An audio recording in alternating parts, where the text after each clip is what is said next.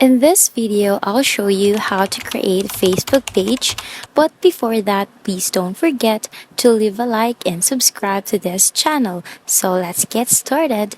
First, open up Facebook app, hit your profile at the bottom right corner.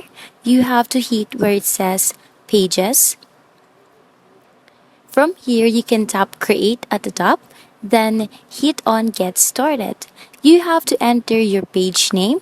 Once you finished, you can click Next. Now, you have to select a category for your page. This will help people to find this page in search results. Once you finished with that, select Create. And now we can add more details for the page. You can add some bio, contacts, website, email address, phone number, location. You can also enter your exact address and postcode.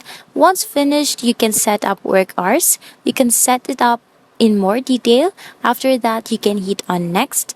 Now you can customize your page. You can set a logo or any other picture. You can select any photo from your camera roll. You can also select a cover for your page. Once finished, tap on next button. Here, you can add your WhatsApp account or just skip that step.